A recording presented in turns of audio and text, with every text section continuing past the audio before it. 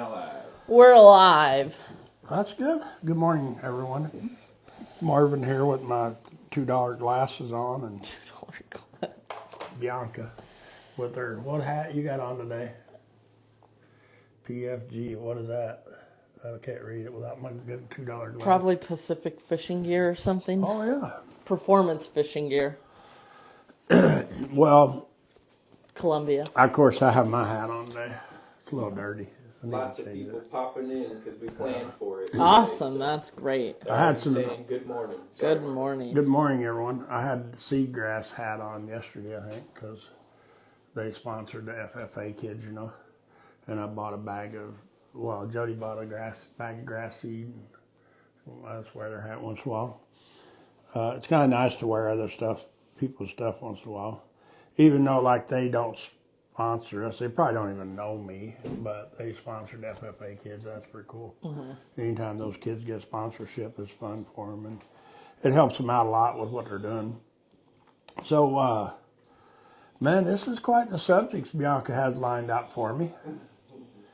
Hey, should we ask them what they want us to talk about first? Go for it. So, Bianca has 4 titles here: stress in dogs, the family, with their dogs, I guess. Is that right? Mm-hmm. An affection and praise with a dog. Then she has one with just affection. No. We have boundaries. I have stress discipline. and anxiety, the family, affection and praise, discipline and consequences, or affection and boundaries. Oh, I so have to give these Marvin go together. choices So for these topics. go together. Yes. It Yes. depends on my mood. Sometimes what I like to really Sometimes. talk about. Yeah, sometimes. Has anybody suggested a topic, or should we go with what I Yeah, have we need planned? a topic. Go with what you planned because no one's here. There's a lot of people here, but nobody's chimed in yet. I'm curious if everyone will stay if we don't get on topic. Probably. I think so. Well, I think that we should start with stress in dogs. There you go. And Stress and anxiety. Yeah. Stress and anxiety in dogs. I didn't see my arrow, so I'm sorry. I even drew it. Well, but everything's bright. I highlighted both. But But you didn't highlight the arrow to go to it. okay. Lack of instructions is not good for me. So,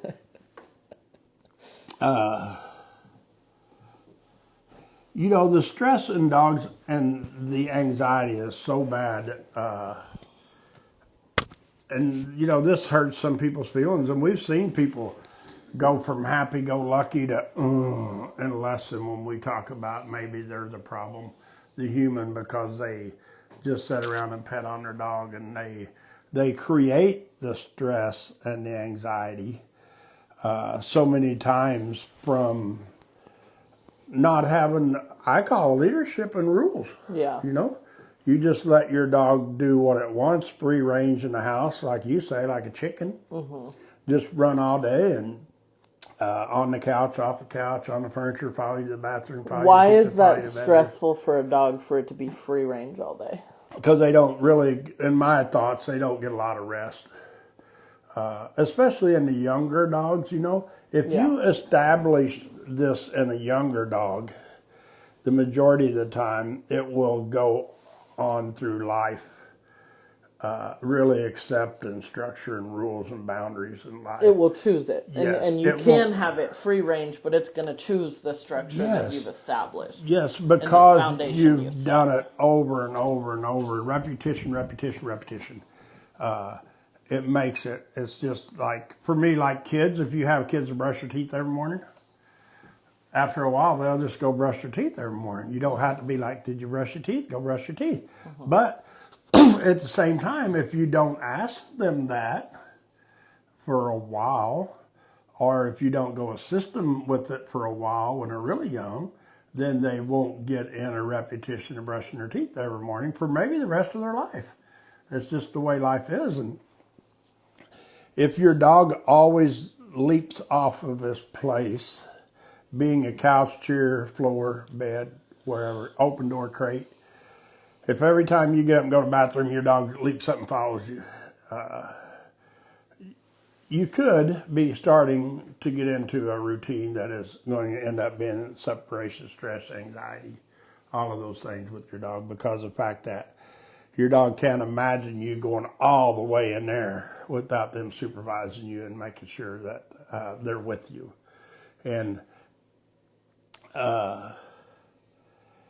there's so many things on here that this has to do with. Like you've talked about not having an off switch. This is what an off switch is to me, is if you've trained on your dog enough, then you've taught it and you've placed it and you've created this routine that you can lay there while I go brush my teeth and not be like, I gotta go, you know.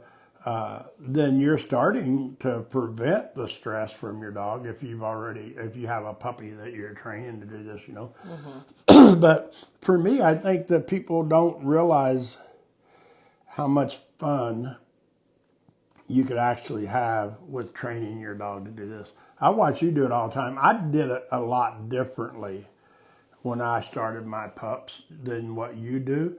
But my pups, I didn't start them to be somebody's house dog, friend, buddy, you know. Mm-hmm. I taught my dog to go out here and lay in a field while I worked 5 other dogs and wait his turn, you know. Mm-hmm. Or lay there and wait for me to ask him to move for working cattle, you know. But it all comes back to the same thing. We've set up a structure in a puppy's life that they can go through life with and follow that routine, like us going to work. You know, some people don't go to work, I guess. We pay for them to live with our tax dollars. But if you get a working person who works all their life, you know, it's to me, if you have, like, I love my job I have now. Even building fence, I love building fence too. But the biggest thing that bothered me with that was employees, you know, and now we have a really good group of people that work with us, and so it makes it a lot easier to work with day in and day out. But if you get this dog to where he has a switch to ask him to lay down, and you can, like us, we train 4 or 5 other dogs while we have dogs laying around in round pen, and some of them are on tie back, you know, if they're newer to it, but once they get used to it, we don't do that, and we place them on beds, crates, platforms, all the above. But if you only want to scream, holler, and scold your dog for being wrong, it's really hard to teach them to be right. I see people use a lot of praise by just wanting to hug their dog because he stayed on place for 2 seconds, you know, or 2 minutes. Where we are more... Like we'll pet I think them. that's where, like, part of the reason I put this on here is that if the praise becomes less of a reward for a good behavior and more of just affection and loving attention, you're losing. Yeah, you're losing again because you're not really training. Then now you're just hugging your dog. Yeah, you the human has found a reason to give their dog affection. And I see it in lessons all the time where you tell someone you just gave the dog a hug or a cheeseburger and they literally look at you like you spoke in a different language. Yeah. But what it is that when your dog does something good, and this is the dog, and you're like, oh, what a good job, and they did it like mediocre, and you start loving on them and petting them and caressing their face, and your relationship with them is so much more, I love you so much. And giving them kisses, you know, right in the middle of a lesson. And I tell the dog didn't jump over the moon. You know, he didn't even head towards it. You know, and you're giving him all this affection. And it's exactly what you're saying. For me, like if I'm trying to recall a dog that's really not wanting to do it, you know, man, when he starts coming at me or look, I'll clap my hand and pat my leg, good boy, you know, and that's totally different because I'm not begging and pleading my dog to come to me. I'm just letting him really know that that's a good thing to do. Now, as he gets better at it, I'll be like, good boy. Yeah. You know, and it's just okay. Unless it's like, well, yeah. If he's stuck again, then I'll make it a lot more That I call that like the gas pedal of is. how much praise you're giving. And there's some dogs who are like, oh no, I don't want to do the wrong thing, and we'll like slam on the gas pedal. Good boy, come on, good boy, pat our legs. But sometimes you can cause a dog who can't hold still stress because you hit the gas pedal when they're already in third gear, RPMs at 8, and you cause their cortisol levels to raise because they're already revving out, and you're like, let's now be jump up in your arms, red zone give you a RPM. hug. Yeah, exactly. And then their RPMs are way in the red zone. You hit the gas pedal way too hard, and then you get after them for jumping on you. It's like, bro. It's a human error. But the biggest thing is for me is when the majority of the time, if I'm doing something in a lesson, not as much with training now because you've been here long enough, but I can make a mistake with about any of this stuff, and the person that's with me won't know I did. And I don't stop and explain it. I go ahead and work my way through it. Oh, like if you offered too much affection Yes. and then it kind of got the dog in trouble, you can back up really quickly. Yes, but that's because of your relationship right, with the dog. but then once I've done it, then I try to find a spot to explain to the person that's apprenticing with us or here for a lesson. I try to explain to them what I did so they can understand it and maybe they won't do it, And so it's really hard to get into this spot where the scolding your dog, is so, people misunderstand. They misunderstand it. They think if we use e-collar, we're scolding our dog. I'm not really scolding my dog, as in my opinion. Now, you can call it the same difference, whatever you want to call it. But if my dog knows to, let's say, drop a stick. Like the other day out in the woods, we had a dog that tried to possess a stick and about got himself in trouble and all of us in trouble.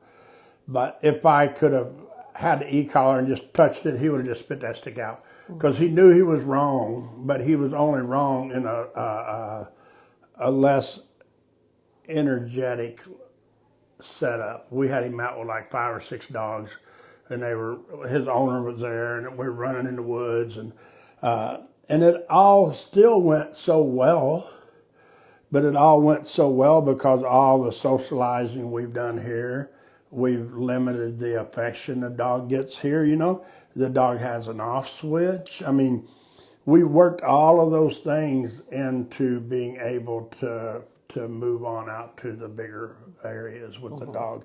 And for me, it's like, on here, we're going to talk about a dog not sleeping. And it's hard for a dog to get good quality sleep when their anxiety level is so high, their stress is so high because they're waiting for mom or dad or whoever it is. And this kind of goes back to the free range. Yes. That they're not really getting quality sleep. But people always have such a facade that my dog really lays around most of the day, or they're running around outside. But when they do relax, are they getting up if the doorbell rings? Are they getting up? And not even the doorbell. The doorbell's going to set a lot of dogs off, and maybe you live out in the country and you're okay with your dog letting you know that someone's there. But there are so many things beyond the doorbell, like you getting up to go to the bathroom, you going to get snacks out of the pantry, opening the fridge, the back door. All those things that the dog that's resting is up. It's up.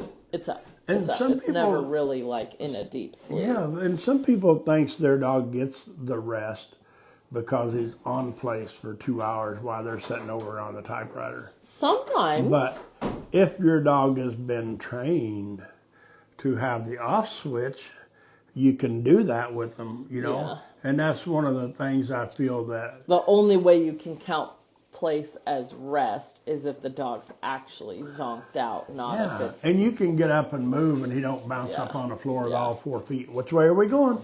And that's what makes it so hard for people to realize that their dog may be laying there with one eye open, and watching them and waiting for them to move. And we talk about it with Bear and Scout. We leave them out here and sometimes for hours. And I forget Bear all the time out here in the round pen. It's covered for anybody on here that's not, don't think I leave him out in a blizzard for hours. But he's out here in the round pen on his little pedestal, perch, whatever you want to call it, and I leave him there all the time, but he'll sleep. I mean, I leave the round pen and he don't even raise his head. Yeah. He's in deep sleep, snoring, working cattle in the Montana or something, Yeah. you know? And so he doesn't bother him for me to leave. And this is what makes it so hard for us to explain to people the difference when you take your dog home. And whenever it really hurts people to crate their dog with the door shut, you know. I think that people think that the stress is induced because they're not getting enough attention, they're not getting enough love, their feelings are hurt that they're no longer sleeping on the bed, they're stressed because they have to go in a crate, they think they're stressed because they have to walk on a lead, when in fact the stress is because for so long they've had so much uncertainty. Yes. And now this is new to them. And like part of what I want to talk about is when people come for that first lesson and the dog is in distress, it's so hard for people to even learn why they're stressed. Often they immediately think they're stressed because I took them to board and train. Yeah. And if the people would watch our videos, you know, we try to put videos up. I put them up on my personal page, but we try to put them up on Dog Teacher page or Instagram or Facebook, TikTok, wherever y'all put videos up. But if you watch on there, quite often you'll see your dog on there. And we don't always, tag the person with the dog. Because sometimes we'll have 10 or 15 dogs out playing at one time, and we'll just make a video and post it, you know. But a lot of times if you watch and see if your dog can go out there, and they will be out there, you watch them how cool they are and how much fun they're having.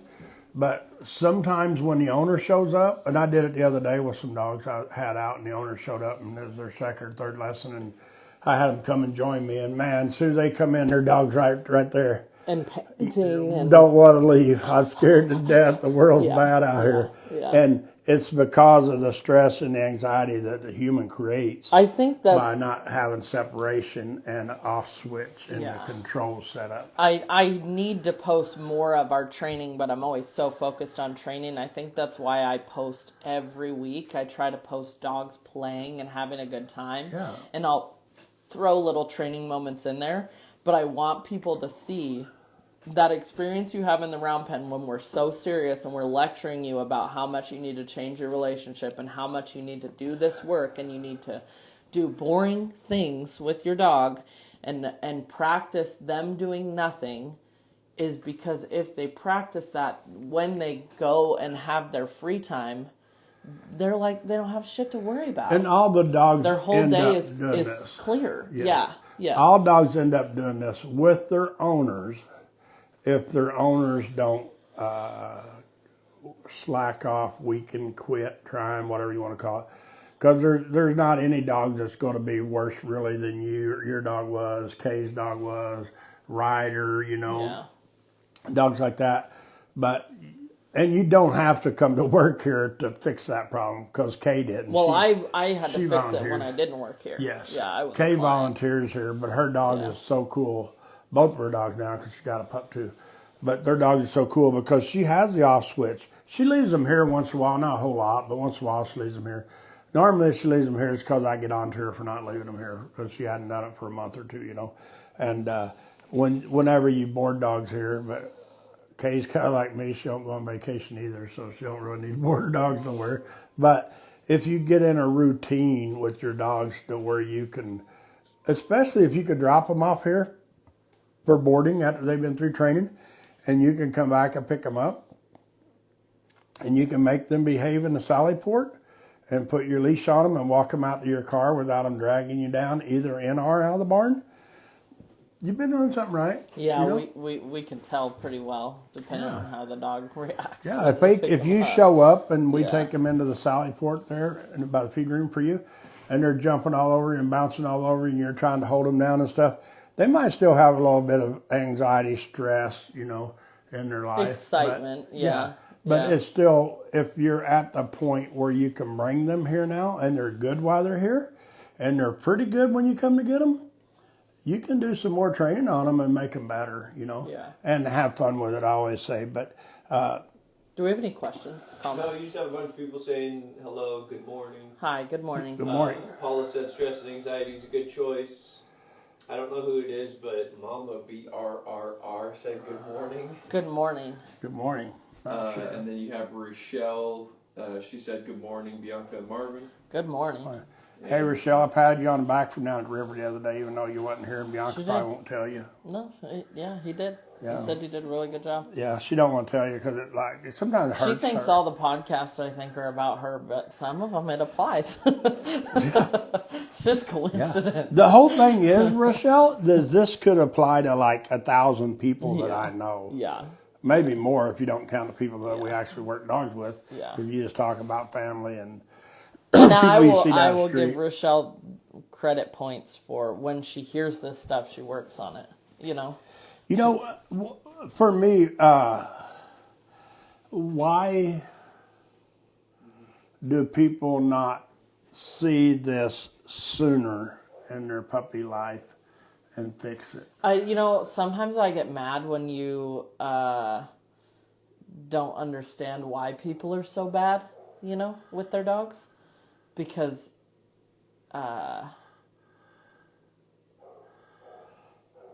I'm listening. Hello. you are just different, Thanks.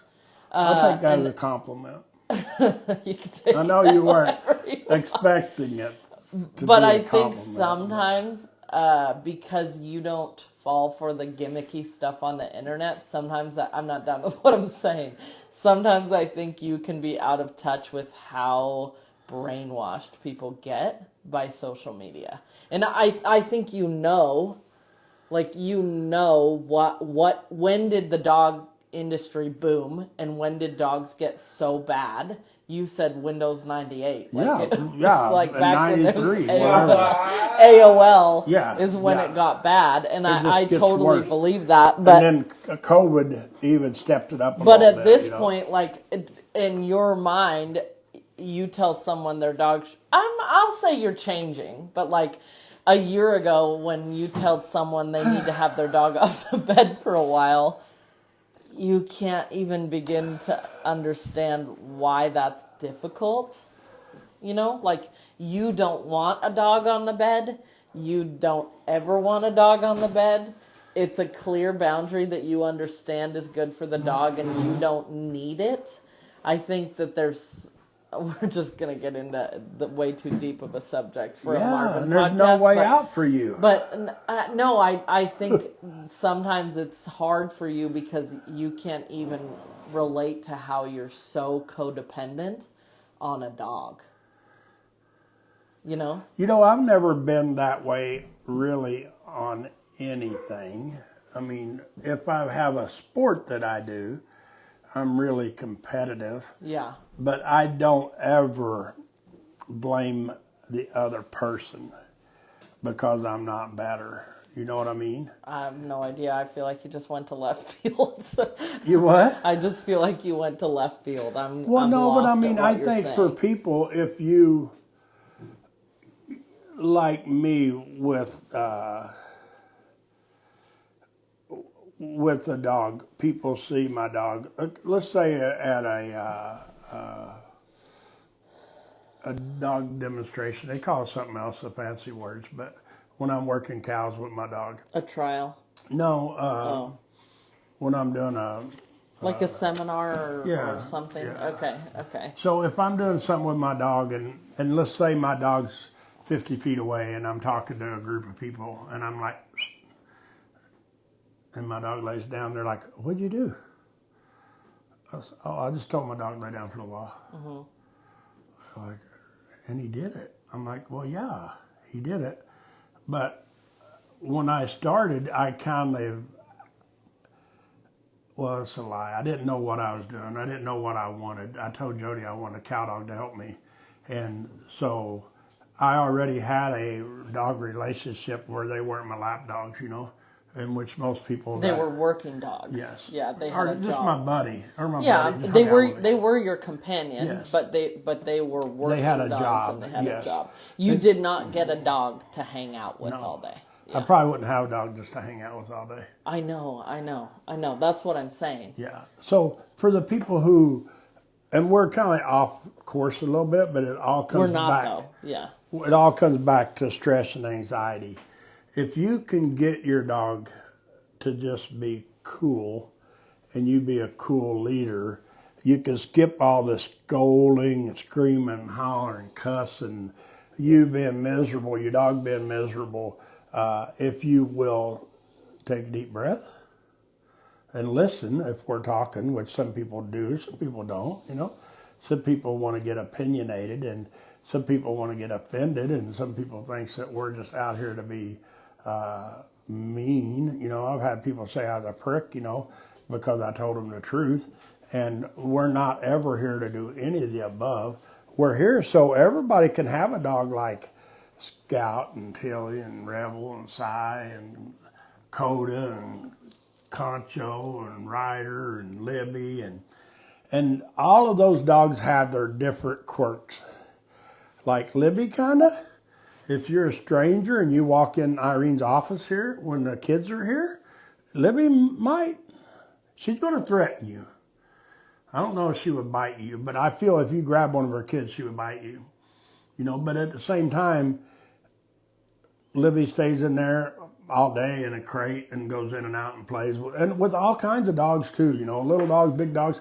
And I don't really notice her just getting to Irene and staying by her ankle when she's out there. No, because Irene's done a lot of work realizing Yes. that was causing Libby stress. Yes, and so she just went ahead and started fixing it without Irene. It hurt her feelings, you know, for a little while when she realized what she was doing. But instead of sitting in the corner and squalling, she just stepped up to the plate and started doing this, started working on her off switch, started making her dog sleep while she's in a crate, not barking at everybody who walks through the barn. You know, she started giving her less affection maybe, but her kids might make up for the affection when they're at home. But Libby probably still gets on the couch and the beds and stuff. But she's really good for what Irene wants and what Irene does. And Libby has a great fun life. She's not running around biting people all the time and always getting in trouble, you know. And for anybody to get here, one thing for me is you need an off switch. You need to be able to just have your dog go place and lay down and take a nap while you're socializing or whatever you're doing, you know. And if for socializing your dog, you know, you have people who want to drag their dog over to their friends and make their friend pet them when their dog doesn't want to be petted. And that's when you get bit. And then if you have the dog who's already stressed out and has anxiety and you're not learning how to control it, you start letting people in your little bubble and dogs in your little bubble. That's when you get dogs that are reactive, you know, that goes on to another subject that we talked about. So all of these things just make one big circle. But for me, the way to stop this, a lot of this is the off switch. And just if your dog's not aggressive, of course, just leave your dog alone and let it go say hi to people without jumping on people and without people oohing on and wanting to hug your dog, you know. And all of this stuff, you can start helping your socialization. You can start helping your affection by your dog because your dog can leave you and mingle with a group of people before you get a chance to get that dog sleeping on your lap all the time, sleeping on your bed all the time, going everywhere you go in the house, you know. Every time you go to the store, you take your dog with you, you know. And it, like Bianca was saying earlier, if you get on the internet will kind of tell you to do all those things that makes a really good business for us. Take your dog everywhere. Give it loads of love and affection. And treats and cheeseburgers. Spend $1,000 on lick mats and chewy toys and don't get me wrong, I spend money on toys. But, you do. But the enrichment I provide for my dogs is like playing outside. Somebody asked me the other day about brushing their dog's teeth, you know. And I think it's a great thing if you want to brush your dog's teeth. It'd probably save you money when they get old. But if I want to brush my dog's teeth or trim my dog's toenails or give my dog a bath, personally, I'm not going to have to drug my dog. You know, I'm going to train my dog, especially if you get it as a puppy, from the time it's a puppy, by the off switch, letting it rest, letting it relax, teaching it to be crated, teaching it like I see, and you talk about it on your podcast, or you will if you haven't. I see you with little puppies in here, even though their toenails don't really need trim, but you're already working with their toenails. Clicking the thing, You're working with their feet, you're looking at Yeah. their teeth, you're looking in their ears. Yeah. You know, I mean, people just don't, I don't know why they don't do that. They do it with their kids, you know, if they have kids. But a lot That is socialization. it is. And a lot of these people who have dogs that we deal with either don't have kids right now, you know, Yeah. or their kids has grown up and moved out. And so they got them a new puppy or whatever, and then they really have a hard time with it. And for me, and I tell people all the time, because I am a little bit older, you know, but I tell people all the time, it's because for me, for us, you know, the people who are 60, 70, 80, 90 years old, we get these dogs, they do, and they kind of get them to hang out with, you know, because their kids are gone, their grandkids don't come see them all the time, and they don't have a lot of company, and they want a dog to hang out with. And so I feel that the majority of the time, that same person, even though they're a little bit older, they could go through what you're going to have one day, a book or videos on how to start your puppies right, you know, or the way we feel is right. You can go through that and still have fun with your puppy and get yourself off the couch. Yeah. You know, get yourself out of the recliner and get yourself out there and doing something with your dog and your puppy and having fun with them and training on them and end up with that really cool dog. But the majority of the people that are in this situation where they have a stressed out, high anxiety type of dog, sometimes they don't know it until someone gets bit or they have a bad dog fight. Because they think, oh, my dog just loves me. He don't want that dog over here. He wants me to give him all my affection and attention. And he does. But he'll fight for it one day if you ain't careful, you know. And that's what gets the people in so much trouble with high anxiety, stressed out dogs. And it's really hard, and don't nobody misunderstand it. It is really hard for an owner who created this dog to fix this dog, because you're trying to fix this dog and you're trying to fix yourself at the same time. Truly, and that's for us normally with a dog that has a high anxiety stress, no off switch. You can't lay him down. You can't crate him. You don't haul him in the crate in your car. He tries to bite people when they go in your car or come around you to give you a hug or a handshake. We don't do lessons with them. I mean, we do board and train because every time we're around this owner and the dog, we take chances of someone getting hurt, someone getting bit, even the owners, you know. Sometimes even if it's not a chance of getting bit, it's just too stressful for the dog. And the human. Because the dog is so, but I don't care if it stresses the human out. It's too stressful for the dog when there's this person who's led them to believe this is the way I think you're being mean.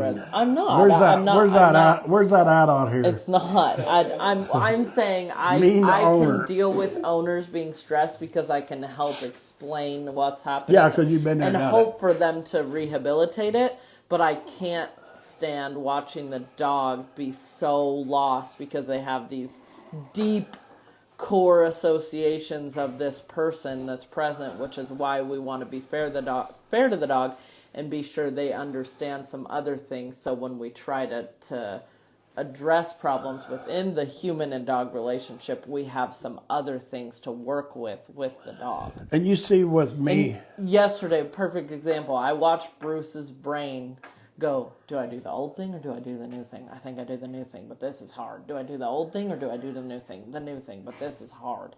And it's way harder if he doesn't have. I watched his brain resort to the thing he knew was right, even though it was hard. It's way harder if he doesn't have practice at what he's supposed to do. And that's why we had them to do extra lesson, you know. And it's still going to be hard on that dog and that one of the owners at least, if not both. That's a perfect example of why I want to talk about this stuff, because I don't know why we do it, but if you go home and you feel bad for a dog like Bruce, not saying they will, but if they feel bad for a dog like Bruce and they skip placing him and they skip crating him because they feel bad, even if you get yourself in a little bit of trouble by not following the rules, we still want you to get a hold of us and that's where I give Marvin credit that he's changed, is that you are really understanding now how deep the emotional attachments. Well, but I always defend the dog, and I've been to court, I you know, and I tell people I'm always, when a human and a dog comes here, I represent the dog. Yeah. If it pisses the human off so bad they have to call me a prick and leave, they don't normally call me a prick to my face. They leave and then they say somebody else. Well, this has nothing to do with Bruce or any of the dogs. No, not Bruce. No, we're off Bruce already. Yeah. But it's just people in general, you know. It really, and now, like Bianca said, now I really try harder to help fix the human. And to understand because I've seen so many of them over the years now that it's really hard on that human that owns the dog. Once they get there, holy shit, they're so happy. They're like, God, I wish I had a weekend and gave in like 6 months ago. Yeah. You know, but they just have a hard time because they think they're not being fair and they're being mean to their dog, which is just the opposite. You're being mean to your dog and you're not being fair to your dog by not fixing your dog and standing up and stressing yourself out as hard as you need to get there. You know, don't worry about yourself. Whenever you see the end results, you'll be all right. But some people want to debate with us, you know. Some people want to argue with us about why do you do this? Why do you do that? Why don't you do this? I wouldn't frown upon that. I think it's really great when people ask questions. Well, when they ask questions and they're nice about it, you know. But here recently we had somebody came to us, and it happens once in a while. They're having trouble with a dog and they want us to train their dog, but they want to tell us how to do it. It's like, well, you're kind of in the wrong spot, you know. It's like, for me, you know, and building fence was the same way a lot of times. A lot of people wanted to tell me how to build their fence and they had no clue, you know. And so I wouldn't do it. I'd do it the right way or I didn't do it at all, you know. But other times, once in a while, I would go to a human and they really knew how to do it and they would tell me what they wanted and it would work. But with the dog world, the stress and the anxiety level, I haven't found a person that comes here that says, oh, I need to leave my dog here. We need to crate my dog. We need to make ourselves better. We need to find more things to do with our dog that helps us train our dog rather than just turn them in the backyard and let them play. That don't fix stress and anxiety. We get a lot of people who come in and they want to do the training program and they want to skip the crate. Yes. But it's like you could someday, and there are a lot of people who don't need a crate. You should always use it so your dog's comfortable in it.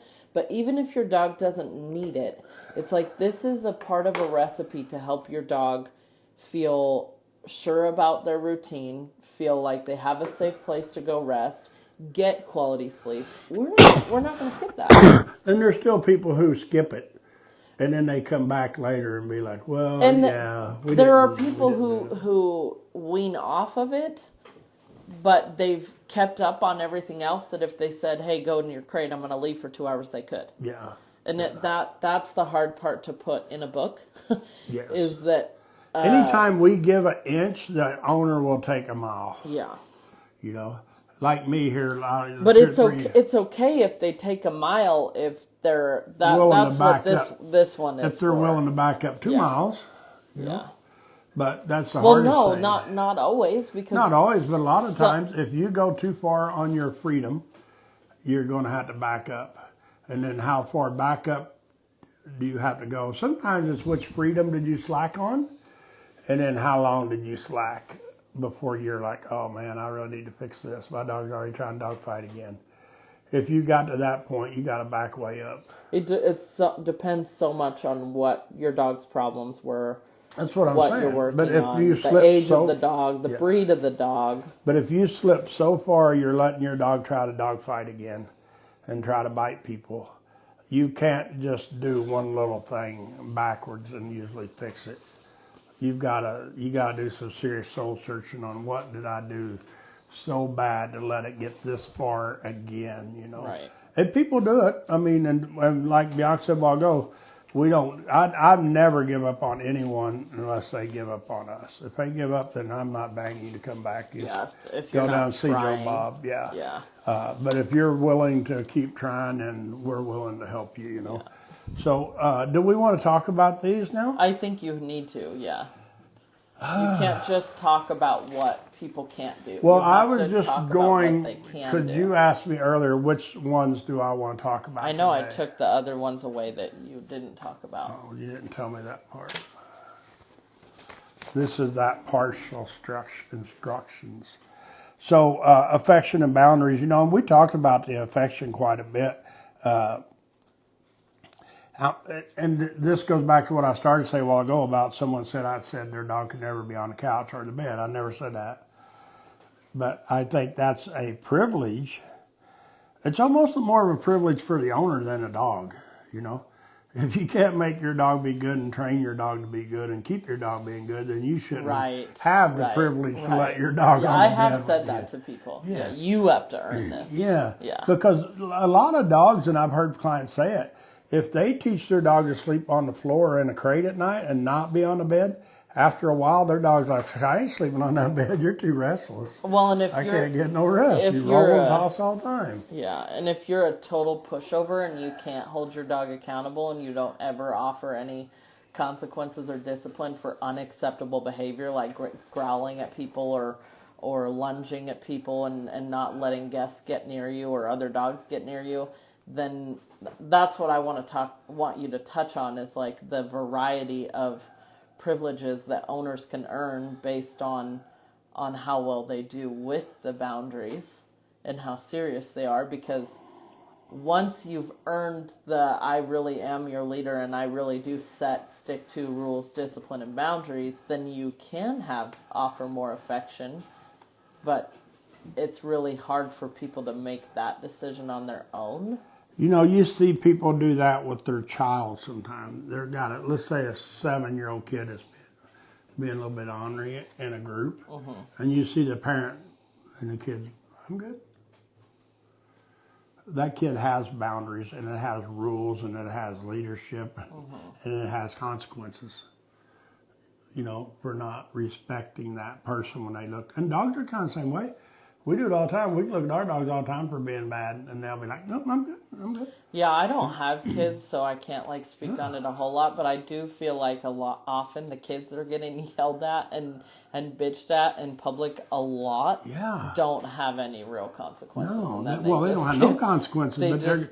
But now you're in public and it's embarrassing, or they're causing trouble to other people, and now you're trying to gather it in. And I'm not saying that that's the case for every scenario, but I think that in public sometimes kids are like, I know my parents aren't serious, and I'm going to push these boundaries, and there's not going to be any consequences other than them hollering at me. But the kids, sometimes it's almost like the kid says, hey, I'll behave until we get ready to leave if you'll take me to Dairy Queen on the way home. That too, And the parent will be like, okay, I'll do it. And for me, dogs, and my thinking now, I mean, this is a little extreme, but... The family was supposed to be a different podcast, but here we go. If you have to put your dog in a crate when you have company, you either need to fix your dog or your company, or both. This is this podcast. Okay, we'll skip the family. We're going to go to affection. You have to talk about this part. What can they do? When and how much can I be snuggly, sweet, and spoil my dog? All the above that you want, if you can control. It hurt him to say that. What? It hurt you to say that. No, you can do all the above if you are the leader for your dog. Your dog respects you.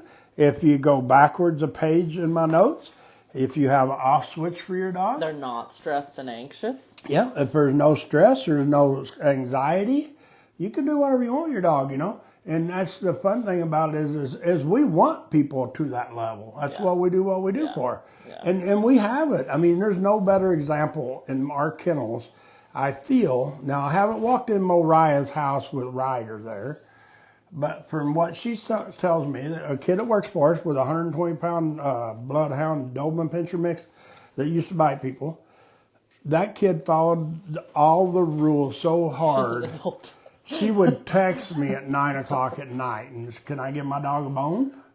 She would text me. Yeah. I have a friend coming over. My dog still don't like her. I had to put a muzzle on her when she comes in because my dog don't like her. And I, if I'm awake,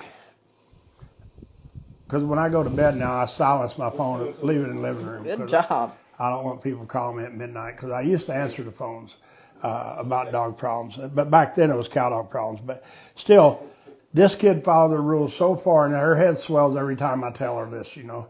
But she had, I think, one person left that her dog still had trouble with. And so she muzzled her dog when that girl come over. And here, I don't know, a few weeks ago or whatever, she texted me. And we text back and forth. And then when she came to work, I think the next day, we talked about it because I want to talk to her in person about it. Because it's hard and it's serious when you have this type of dog, and huge dog, you know.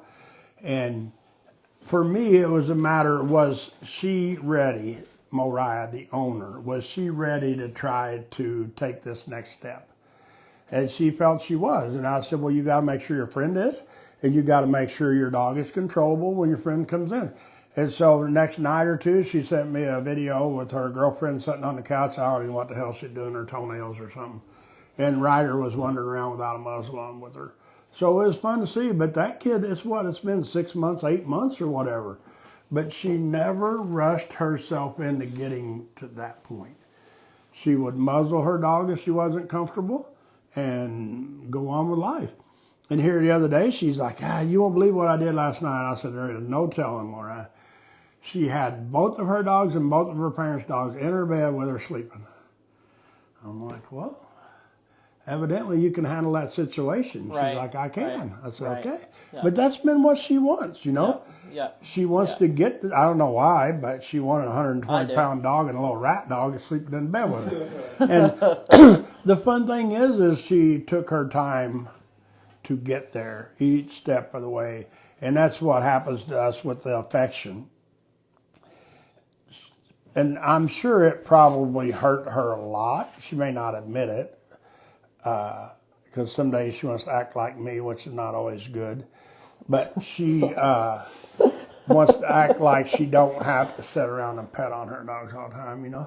I don't think she does. I would say that that's one thing I would give her credit for, is that, you know, when you're paying to see a therapist and you don't really tell them what's going on, they're like, how are you? And you're like, oh, I'm good. Yeah. I think she was a lot more honest about the, you would say, stupid shit she does with her dogs. You know, like, I think other people who have had a bad dog, they're less likely to be like, oh, Mariah, tell you, she don't care. There's hesitancy for people to say. They're like, Mama slept on the bed. Yeah. But when it comes to the affection part, you know, Mariah's not that affectionate, some people say. But we could be in here that's crap. But we could be in here doing a podcast, you know. And she could be training dogs, and Bear can be laying on that podium. And she'll have a dog place, and she'll be over hugging and kissing on my dog. Yeah, I don't think that she hides that, though. Well, depends on who she's talking to. I think what you see is that she balances it. Well, she does balance it, but I think she balances it so much now because of the amount of affection that her dog used to get and the kind of trouble she got into. Exactly, yeah. But one day, if you're not careful, it'll be back to hugging on a dog 24/7. But I think she will only do it if her dog can handle it, and she can handle it. Yeah. And that's the difference with the affection. But that's because her dog can handle it, because when her dog expresses a behavior that could lead down a bad road, she's serious. She does. She stops and fixes it. You're going to have a consequence for that behavior, or I'm going to work on some structure this week, or I'm going to do this different, and addresses it rather than like, I'm going to keep selfishly having all this affection with my dog, but ignore that behavior. And when it comes to the affection, it's like, I try to talk about all the girls that work here because I don't want to feel like I left one out, but we left Heather out quite a bit here lately. And the only reason we leave Heather out quite a bit here lately is because her dog don't ever get in trouble no more. No, he doesn't. And it's so fun because Coda is a rescue dog from Homeward Bound? Yeah. We had him here.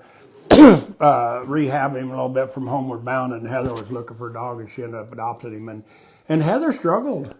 She struggled hard with that dog for a while because she would give him too much affection. She would maybe pet on him too much. She'd leave him out of the crate too much. She'd let him follow around too much. Whatever she was like as green as could be and was learning the whole way on like, oh, that's too much? Oh, I didn't know I shouldn't do that. Oh, I didn't know this was bad. Yeah. And so now with the affection with her dog can get a lot more affection and he can get spoiled more. And there's two reasons for it. One is because he does really well now.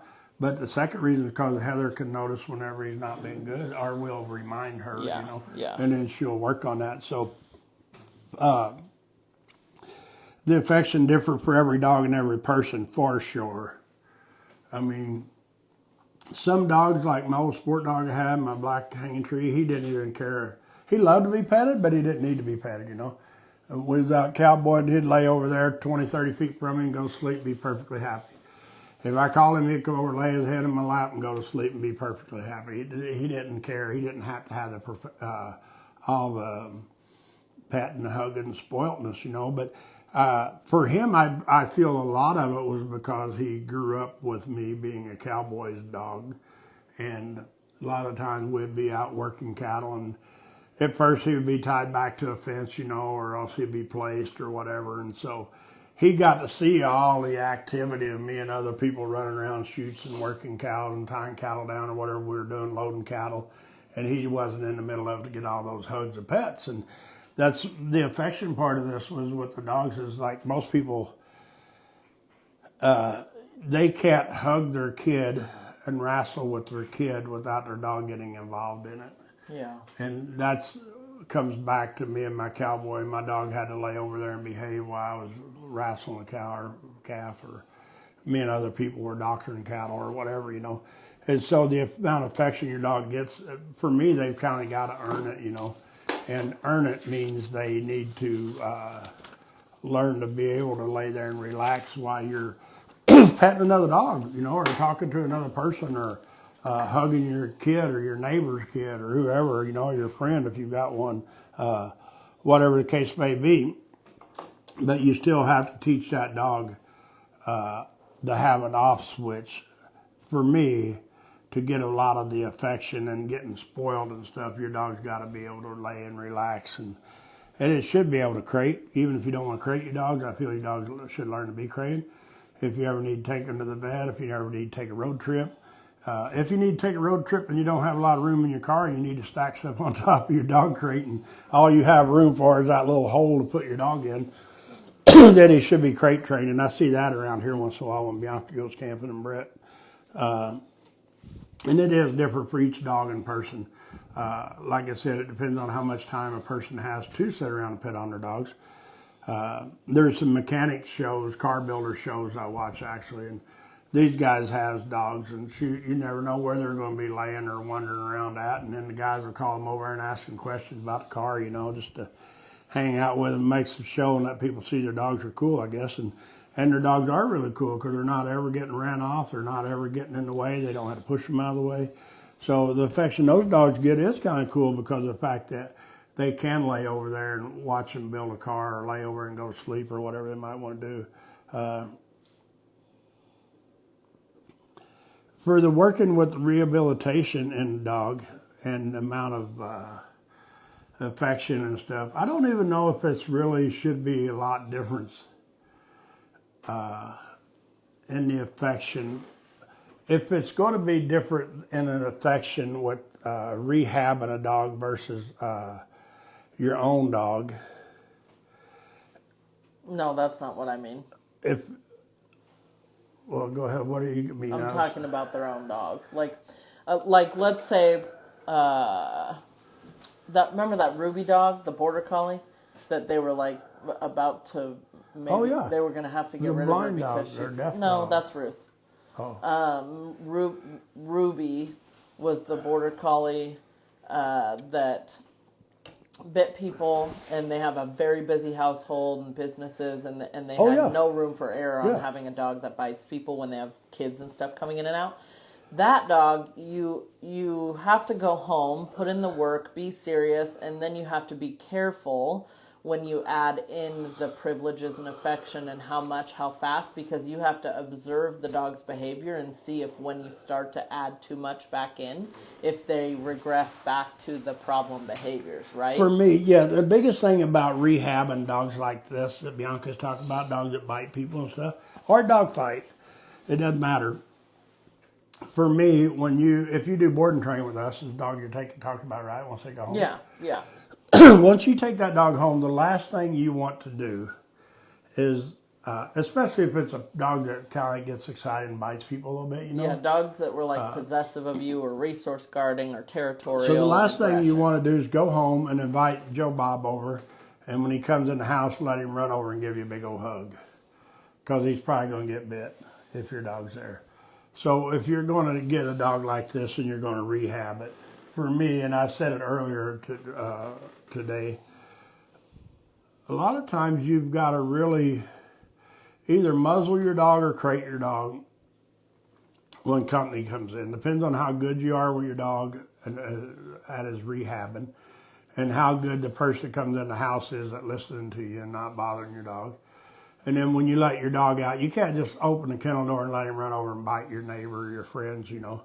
You really got to work with it, you know, and make sure that your dog understands that you are the leader and the person that's come in the house is going to behave. And a lot of times I'll just have that person come in and sit down and be neutral, you know, if I'm going to let that dog out and if I've got confidence. But with a dog like that, when and how much can I be snuggly, sweet, and spoil?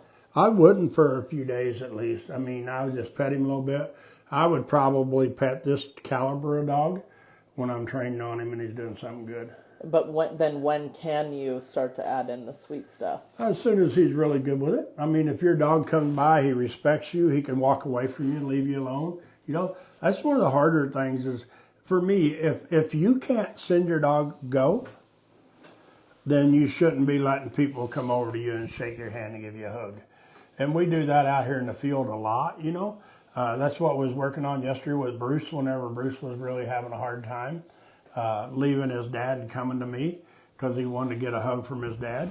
And so Bruce is not ready for his owner to have somebody come over and shake hands with him and give him a hug and tell him how much he's been missing him, you know, or whatever, because Bruce might get himself in trouble because you can't send that dog away. And for me, that they're at a different level in that where they're going to have to earn Bruce believing they're serious. Well, but everybody here that's going to take their dog home and rehab them, and that's what I was saying a minute ago, is your dog has got to figure out that he's got to accept you for that leader.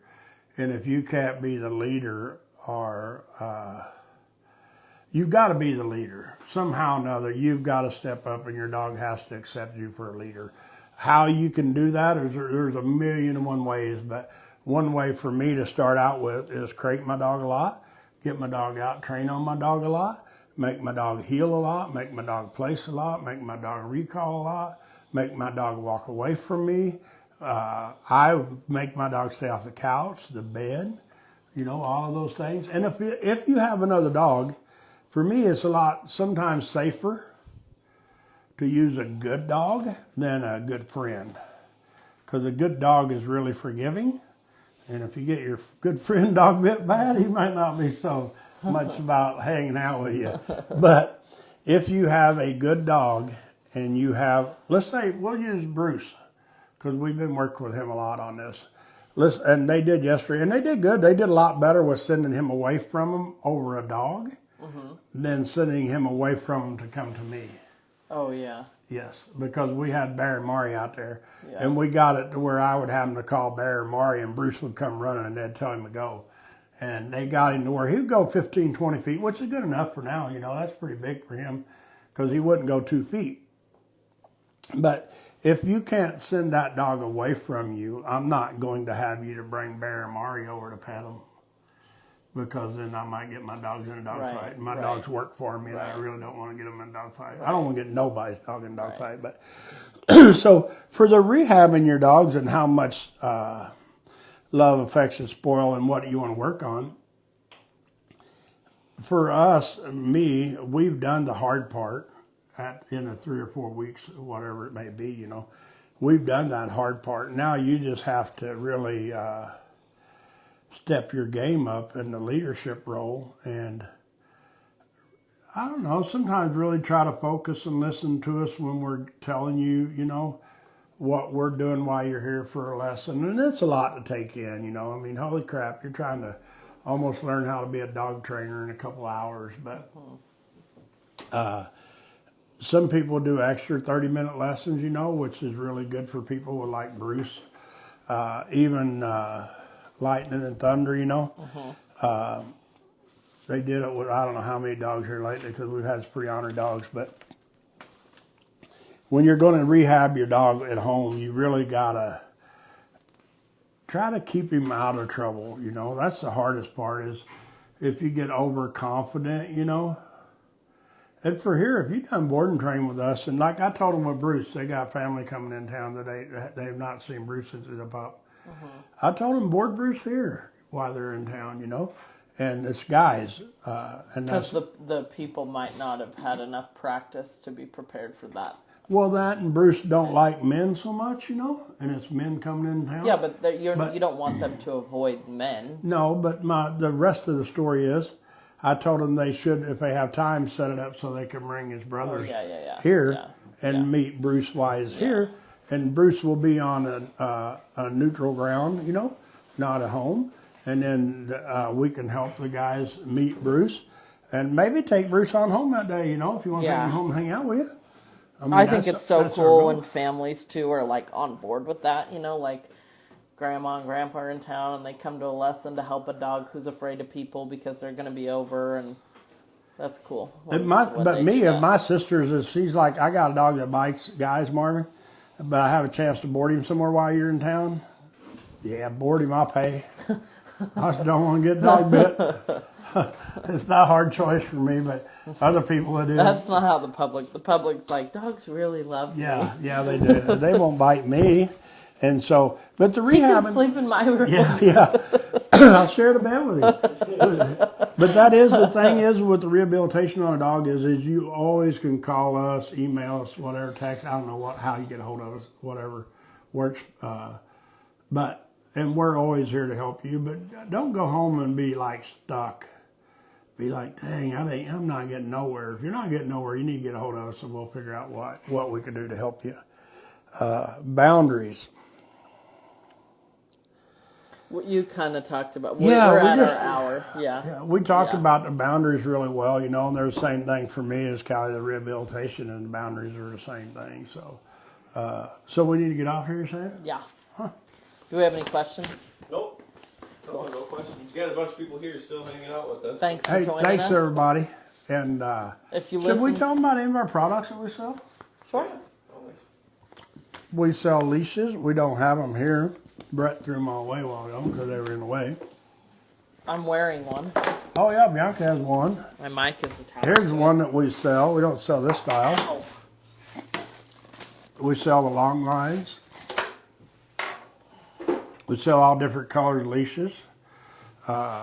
These are recycled bicycle tubes. Then we have these that we make out of, biothane? Biothane. Biothane. We make these leashes, all different lengths and sizes and colors. And then we sell... Hey, Size Mom asked me a question if this would be a good leash for her, and I kind of wondered if you should measure a leash for her. For Size Mom? Yeah. Yeah. That's a good idea. So we sell canine ballistic beds. We sell, what are those other beds? Caranda. Which I prefer. Sorry. And then we sell ruffling crates, and we sell gunner crates, and we sell new vet vitamins. We sell Bernie's Perfect Poop. Probiotics. And that might be about it. And we train dogs too, if you need dog training. We do. Yeah, we do board and train. We do lessons. We do clinics, classes. We'll even teach your dog to load up. That's a hard thing for a lot of people. One day we should do a cool video on that. We've probably done 15, but I even have one from the cow dog days. You know, it's 20 years old or whatever. But so, all right. Well, Bianca, we ready? Yep. All right, we're going to bail off here. Everybody have a good day. Thanks a lot.